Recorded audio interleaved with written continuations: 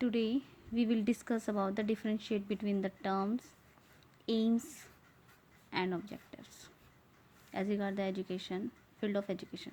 ठीक है, तो सबसे पहले हमें ये समझना पड़ेगा कि एम्स क्या होता है. हम डेली लाइफ में जितनी भी एक्टिविटीज़ करते हैं, ठीक है, इन सब का क्या होता है, एक पर्पस होता है.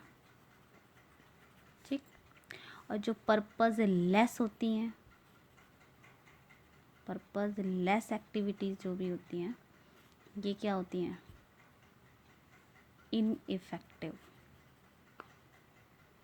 ठीक है, जो पर्पस वाली जो एक्टिविटीज़ होती हैं उनका क्या होता है, उनका कुछ गोल होता है, उनका कुछ एम होता है, या फिर हम कह सकते हैं ऑब्जेक्टिव्स होता है. ठीक है, और जो गोल हम अचीव करते हैं वो इफ़ेक्टिव होता है. तो इन सब एक्टिविटीज़ को क्लियरली आइडेंटिफाई करने के लिए हमारे पास कुछ प्लान होना चाहिए. ठीक है, कोई एक्सपीरियंस होना चाहिए. ठीक है, और हम इनको किस तरीके से इवेल्युएट कर सकें. ठीक है, तो इसके लिए इन सब को पाने के लिए हमारे पास क्लियर गोल्स होने चाहिए. ठीक है, तो we compare the success of our endeavour in achieving the plan activity. तो जो साइंस टीचर है उसको पता होना चाहिए कि उसके क्या एम्स हैं और ऑब्जेक्टिव्स हैं. ठीक है, किसके लिए, for teaching science.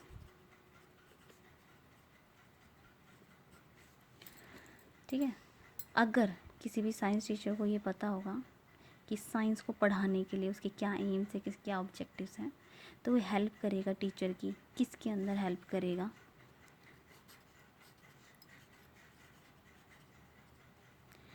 Help the teacher in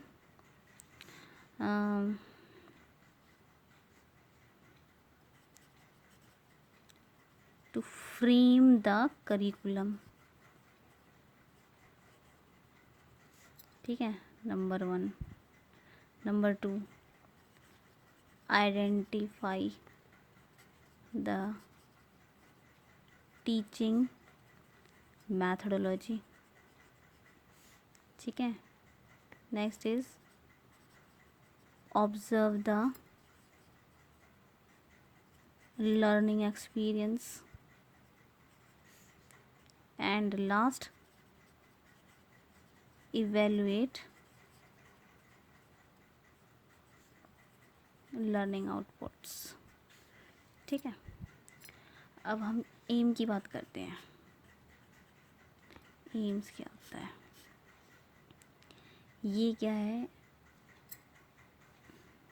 definite और जनरल नेचर का होता है. ठीक है, aims are ideal as long as term goals. They are the high expectation that we like to realize as learning outcomes for imparting the knowledge of the science. They also direct the whole teaching program and are indefinite, are also take a long term for achievements. Every science teacher should know about the aims of teaching of science. तो अगर मैं difference की बात करती हूँ कि AIIMS और objectives के अंदर क्या डिफरेंस होता है, सबसे पहले ये समझो कि जो एम है,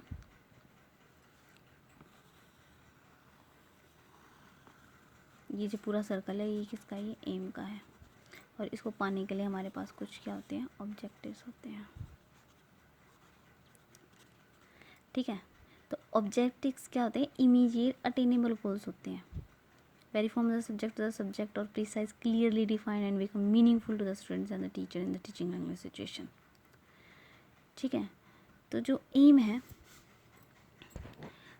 अगर मैं उसके डिफरेंस आपको बताऊं, एम्स और ऑब्जेक्टिव्स के अंदर क्या डिफरेंस है, तो एम्स क्या होता है, सॉरी,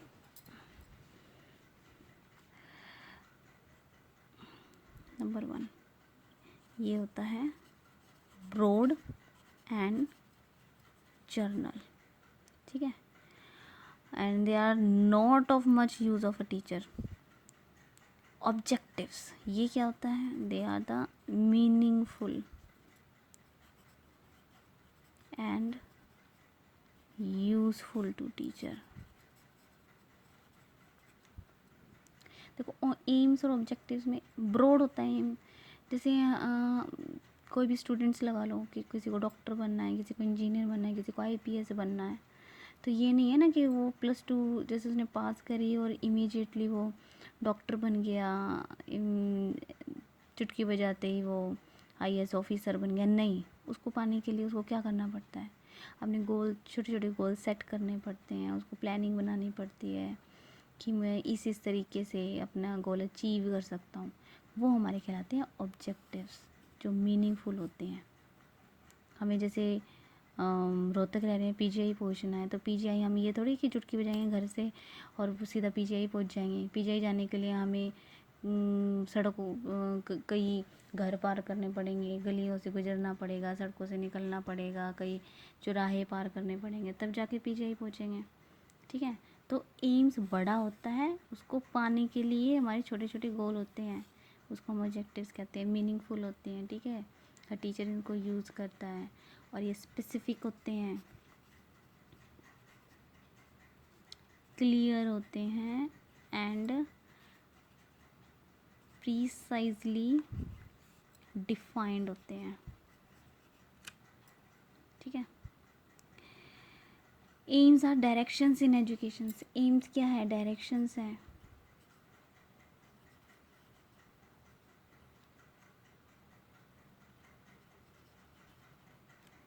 ठीक है, और ये क्या है? Objectives are the end point of the possible achievement, end point of the possible achievement। ठीक है, aims are long term goals and are close to the ideals to be realised, और ऑब्जेक्टिव्स कहते हैं short term goals.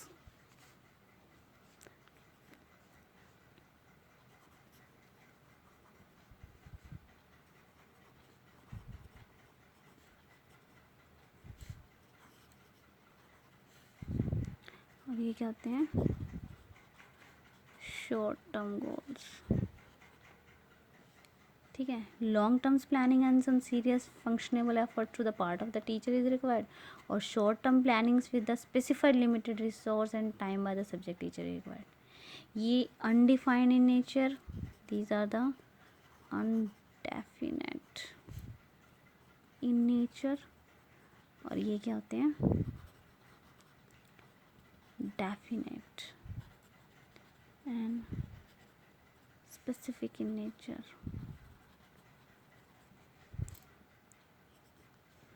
Next, school and society are responsible for their fulfillment and attainment because it involves all around growth, and इसमें कौन होता है? इसमें teacher is responsible their fulfilment और attainment. Objectives के अंदर they are difficult to evaluate, 5th point, difficult to evaluate and they are easily evaluate।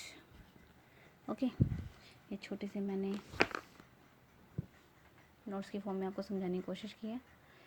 ठीक है, अब आप इसको अच्छी तरीके से लर्न करोगे बुक की हेल्प से, और राइट करोगे, और होमवर्क में किसी का भी मंगवा सकते हो। ठीक है, ओके, थैंक यू।